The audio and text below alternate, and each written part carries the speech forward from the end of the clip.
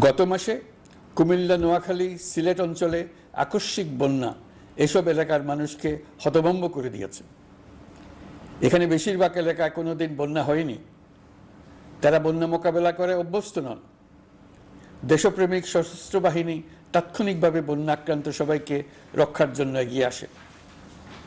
সেনা, নৌ এবং বিমান বাহিনী পরস্পরের সঙ্গে সমন্বয় করে একযোগে কাজে নেমে পড়ার ফলে মানুষের দুর্ভোগ কম হয়েছে। এর পরপরই এনজিও এবং সাধারণ মানুষ দেশের সকল অঞ্চল থেকে দলে দলে এগিয়ে এসছে। আমি বিশেষ করে দেশপ্রেমিক সেনাবাহিনীকে আবারও ধন্যবাদ জানাচ্ছি। দেশের সকল দুর্যোগকালে তারা সবসময় আন্তরিকভাবে এগিয়ে এসছে।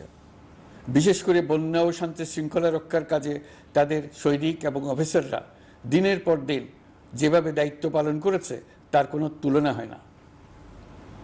জনজীবনে স্বস্তি ও আত্মবিশ্বাস প্রতিষ্ঠায় তাদের ভূমিকা অনন্য।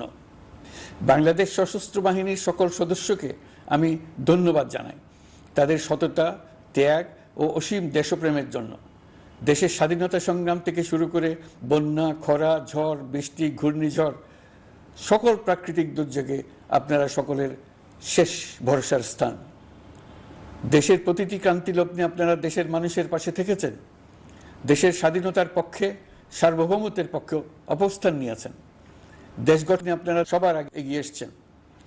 বিগত জুলাই হতে শুরু হওয়া গণ অভ্যুত্থান, বন্যা, নিরাপত্তা প্রদান, অস্ত্র উদ্ধার সহ সকল কার্যক্রমে আপনারা সফলভাবে দিনরাত কাজ করে যাচ্ছেন।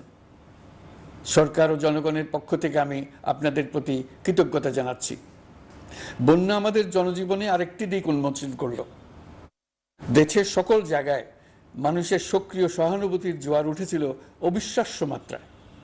ব্যবসায়ী, অর্থবান ব্যক্তিরা যেমন তাদের অর্থ নিয়ে স্বতঃস্ফূর্তভাবে এগিয়ে এসেছিল, তেমনি দেশের বিভিন্ন প্রান্তের সাধারণ মানুষ, স্কুল, কলেজ, বিশ্ববিদ্যালয়ের ছেলেমেয়েরা জোয়ারের ঢলের মতো যার যার সামর্থ্য নিয়ে এগিয়ে এসছে।